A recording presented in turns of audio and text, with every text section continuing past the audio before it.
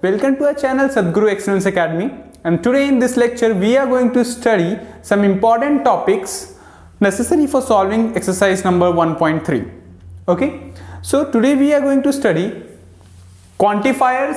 Quantifiers क्या होते हैं, and उसके बाद duality, duals, then negation of compound statements, then converse, inverse and contrapositive. Okay, so first of all, what are quantifiers?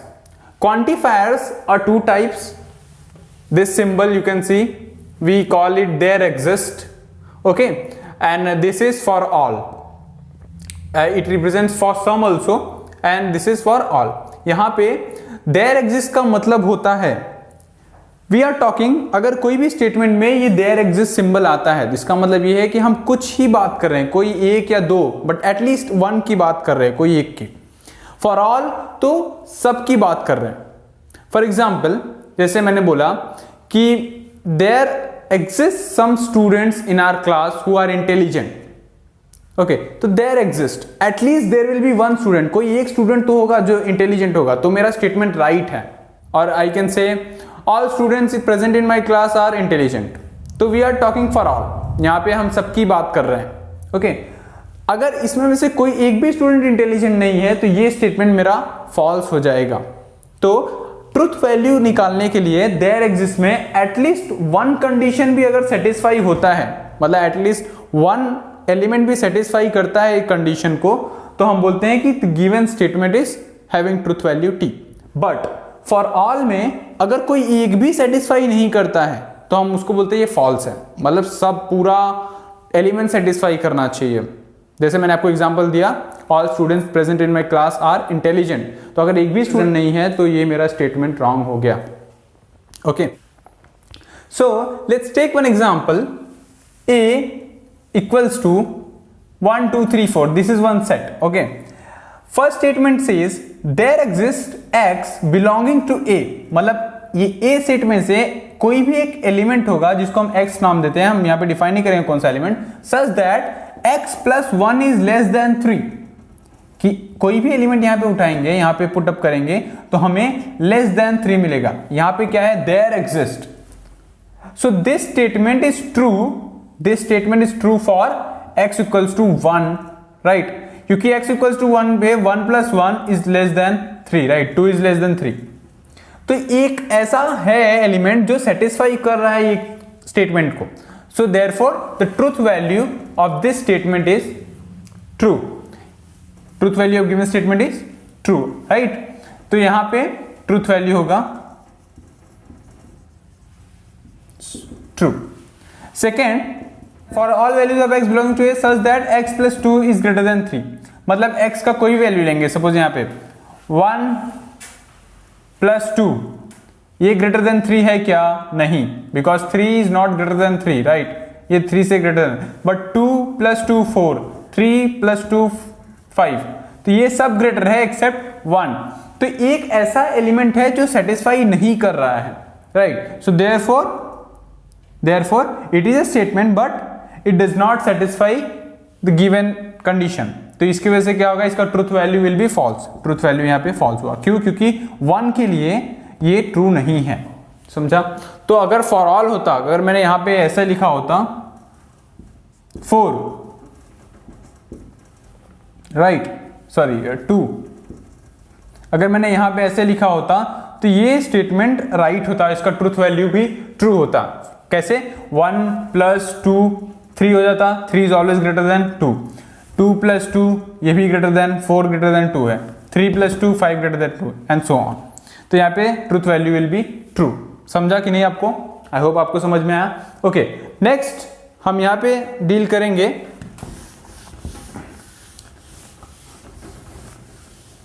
Next one is, जो statement में quantifiers use होते हैं, that statement को हम बोलते हैं क्वांटिफाइड स्टेटमेंट्स. क्या बोलते हैं? Quantified statements. Okay, this is for some और देयर एग्जिस्ट, इसलिए इसको बोलते हैं एग्जिस्टेंशियल क्वांटिफायर. यहां पे देयर एग्जिस्ट को बोलते हैं existential quantifier, and this one is true for all, तो यहां पे इसको बोलते हैं universal quantifier. Alright, next duels. Duels क्या होते हैं? डुअल्स। सपोज आपको एक स्टेटमेंट पैटर्न दिया गया है, let's take an example P and Q और R, ऐसा ये एक स्टेटमेंट पैटर्न है, 3 स्टेटमेंट है, 2 कनेक्टिव है, राइट। अब इसका डुअल क्या होगा? तो डुअल सेज, डुअल आपको क्या बोलता है? और एंड का इंटरचेंज, इंटर कन्वर्जन अगर हो गया, मतलब ऐसा स्टेटमेंट जो और को और में और को एंड में कन्वर्ट करने पे मिलता है, जैसे P और Q एंड R, यहां पे मैंने एंड की जगह पे और की जगह पे एंड लिख दिया। तो these 2 statement patterns are duals of each other. समझ में आया? मतलब कोई भी स्टेटमेंट पैटर्न में अगर आप एंड की जगह पे और पुटअप कर दो और की जगह पे एंड, तो जो नया स्टेटमेंट मिलेगा पैटर्न हमें, वो एक दूसरे के डुअल स्टेटमेंट्स होंगे। एक मैंने नोट यहां पे लिखा हुआ है, नोट क्या है? नेगेशन रिमेन्स अनचेंज्ड, मतलब अगर P and negation of Q दिया है और इसका डुअलिटी आपको फाइंड आउट करना है, तो P और नेगेशन ऑफ Q ही होगा, यहां पे नेगेशन साइन चेंज नहीं होता है। ऑलराइट, तो डुअलिटी का ये रूल है, क्या एंड और में और एंड में कन्वर्ट होना चाहिए, फिर नेगेशन वाला पार्ट चेंज नहीं होता है। नेक्स्ट हम देखते हैं नेगेशन ऑफ कंपाउंड स्टेटमेंट्स, मतलब कोई भी कंपाउंड स्टेटमेंट का नेगेशन क्या होगा। सो नेगेशंस मेनली हम रीड करेंगे नेगेशंस। सिंबल हमारा ये होता है नेगेशन का। सो कंपाउंड स्टेटमेंट मतलब अगर आपको एक से ज्यादा स्टेटमेंट कनेक्टिव के थ्रू कनेक्टेड है और उनका नेगेशन फाइंड आउट करना है, तो कैसे फाइंड आउट कर सकते हैं? Suppose we have P and Q, इसका नेगेशन फाइंड आउट करना है, तो उसको पहले तो लिखेंगे ऐसे, negation of P and Q।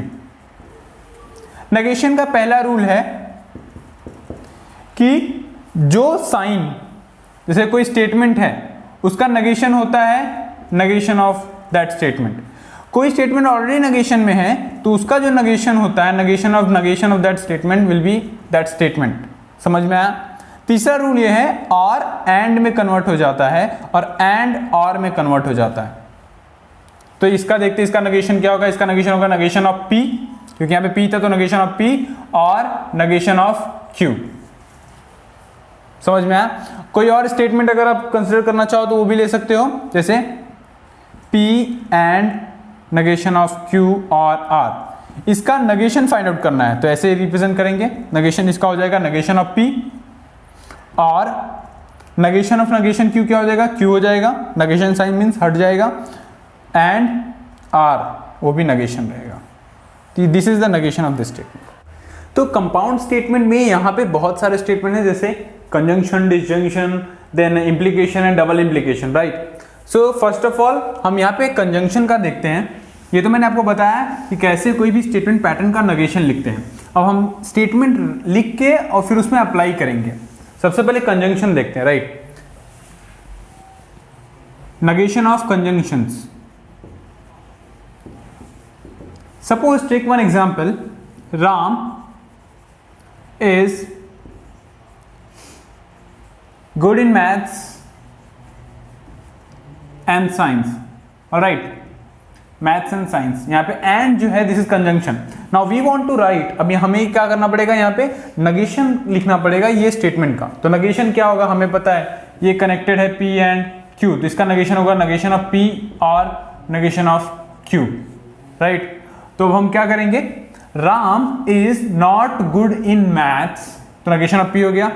So Ram is not good in maths और नॉट इन साइंस, ये इसका नेगेशन होगा। ऑलराइट, समझ में आया होप आपको? क्या करना है? बस हमें सिंबॉलिक फॉर्म में ऑब्जर्व करना है कैसे लिखना है। नेगेशन ऑफ P और नेगेशन ऑफ Q, तो एंड की जगह पे और हो जाएगा, एंड यहाँ पे दोनों स्टेटमेंट नॉट आ गया। ऑलराइट, सिमिलरली हम डिसजंक्शन का भी करेंगे। जैसे और है, डिसजंक्शन का क्या होगा? डिसजंक्शन, नेगेशन ऑफ डिसजंक्शन क्या होगा? जैसे P और Q है तो इसका नेगेशन जो होगा वो हो जाएगा negation of P and negation of Q। Same example पे हम लोग डील करते हैं। Ram is good in maths और साइंस, ओके, तो अब ये इसका नेगेशन क्या होगा? Ram is not good in maths and not in science. Alright, आपको क्या करना पड़ेगा? नॉट अप्लाई करना पड़ेगा, बट और की जगह पे एंड हो जाएगा। तो ये भी बहुत इजी था। फिर हम लोग डील करते हैं इम्प्लीकेशन। इम्प्लीकेशन जिसको हम कंडीशनल भी बोलते हैं। इम्प्लीकेशंस में क्या होता है? और कंडीशनल ऐसे स्टेटमेंट्स में, suppose we have statement P implies Q। हमें पता है कि ये स्टेटमेंट इक्विवेलेंट होता है नेगेशन ऑफ P और Q। पता है ना, हमने ऑलरेडी सॉल्व किया है इसको। स्टार्टिंग में ही हमने जब लॉजिकल इक्विवेलेंट सॉल्व किया था तो बताया था कि this is equivalent to this. तो जब P implies negation of P implies Q है, मतलब ये स्टेटमेंट है, ये स्टेटमेंट पैटर्न का नेगेशन क्या होगा? तो इसका नेगेशन होगा, ये नेगेशन कैंसिल आउट हो जाएगा, तो P and negation of Q like this.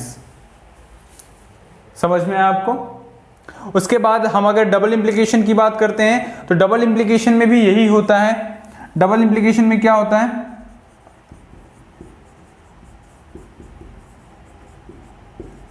Double implications, इसमें P डबल इंप्लीकेशन Q होता है, राइट? मतलब कि P implies Q and Q implies P, right? इसका मतलब ये होता है ना, दोनों एक दूसरे को इंप्लाई करते हैं, दैट्स वाई डबल इंप्लीकेशन हम इनको बोलते हैं। ऑलराइट, तो P implies Q and Q implies P। अब हमें पता है P इंप्लाइज Q क्या होता है? P इंप्लाइज Q होता है नेगेशन ऑफ P और Q। So negation of P और Q एंड ये हो जाएगा नेगेशन ऑफ Q और P, राइट? अब ये पूरे टर्म का आपको नेगेशन फाइंड आउट करना है, तो कैसा हो जाएगा? इधर ध्यान दो, ये जो है ये तो पहले और हो जाएगा, राइट? और इसका नेगेशन हो जाएगा। तो इनका नेगेशन हो जाएगा P और का and Q, negation of Q हो गया, यहाँ पे हो गया और, यहाँ पे हो गया Q and negation of P। ऐसे करके आपको negations of compound statements find out करने होंगे। बहुत ही इजी है, आपको रूल्स बस पता हो। जैसे मैंने पहले बताया, रूल्स में क्या है? नेगेशन में negation of negation becomes that statement, statement का नेगेशन ऑफ दैट स्टेटमेंट, फिर हमें और एंड में कन्वर्ट हो जाता है, एंड और में कन्वर्ट हो जाता है, दैट्स इट। अभी नेक्स्ट टॉपिक जो है हमारे पास वो है converse, inverse and contrapositive of implications. सबसे पहले हमें पता करना होगा कि कॉन्वर्स क्या है। Suppose we have P implies Q, ये एक स्टेटमेंट है, ठीक है? ये स्टेटमेंट पैटर्न जो है P इंप्लाइज Q। अब इसका कॉन्वर्स क्या होगा? कॉन्वर्स जो होता है वो उल्टा होता है, Q implies P, P implies Q, Q implies P। मतलब आपको स्टेटमेंट को जस्ट रिवर्स कर देना है। फॉर एग्जाम्पल, मैंने अगर एग्जाम्पल दूं तो आपको, if it is cloudy then it rains, तो आप P स्टेटमेंट हो सकता है it is cloudy, Q statement हो सकता है इट रेन्स, बट हम कॉन्वर्स निकालेंगे तो ऐसा हो जाएगा, मैंने बोला if it is cloudy then it rains, converse हो जाएगा if it rains then it is cloudy. Okay, तो यहां पे क्या होगा? उल्टा कर रहे हैं बस। इनवर्स क्या होता है? इनवर्स आपको negation of P implies negation of Q। आपको स्टेटमेंट को नॉट एंड नॉट कर देना है, बस नेगेशन अप्लाई कर देना है दोनों स्टेटमेंट में। जैसे example, if it rains it is cloudy then it is cloudy. Alright, inverse क्या होगा? If it does not rain then it is not cloudy. समझ में आया? If it does not rain then it is not cloudy. आपने सिर्फ statement में negation, ये normal statement में दोनों में नेगेटिव पार्ट अप्लाई कर दिया। Then comes contrapositive. कॉन्ट्रापॉजिटिव क्या होता है? It is the contrapositive is inverse of this converse, negation of Q implies negation of P। हमारा क्या था? If it rains then it is cloudy. यहां पे हमने क्या किया? If it is cloudy then it rains, तो इसका नेगेशन क्या होगा? If it is not cloudy then it does not rain. Okay, I hope आपको समझ में आया। चलो वही एग्जांपल को हम फिर से लिखते हैं। If it rains then it is cloudy. Okay, ये हमारा स्टेटमेंट है जिसमें से P क्या है, इट रेन्स, Q क्या है हमारा, इट इज क्लाउडी, एंड इसका सिंबॉलिक फॉर्म क्या है, P implies Q, राइट। तो सबसे पहले हम लिखेंगे कॉन्वर्स, आपको ऐसे लिखने के लिए पूछेगा एग्जाम में, तो कॉन्वर्स क्या होगा, Q implies P, तभी क्या था, P implies Q था, इसमें Q implies P बोल रहा है, ठीक है, कॉन्वर्स होगा Q implies P। तो ये स्टेटमेंट क्या बन जाएगा, इफ इट इज, देखो Q implies P है इसलिए इफ इट, Q स्टेटमेंट पहले आएगा, if it is cloudy then it rains. Then we talk about inverse, inverse बोलता है negation of P implies negation of Q। आपको ये देखो ये P implies Q था, तो आपको सिंपली इसमें क्या करना है, नेगेशन नेगेशन, तो if it does not rain, if it does not rain then it is not cloudy, it is not cloudy. Then we talk about contrapositive. Contrapositive says and the inverse of this converse, मतलब negation of Q implies negation of P, इसका negation, if it is not cloudy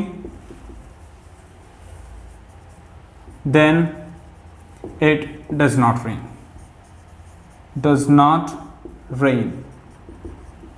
ऐसे आपको लिखना होगा converse, inverse and contrapositive statements. So using these tools, अभी हमने जो सीखा इसको यूज करके हम 1.3 प्रैक्टिस सेट इजीली सॉल्व कर सकते हैं।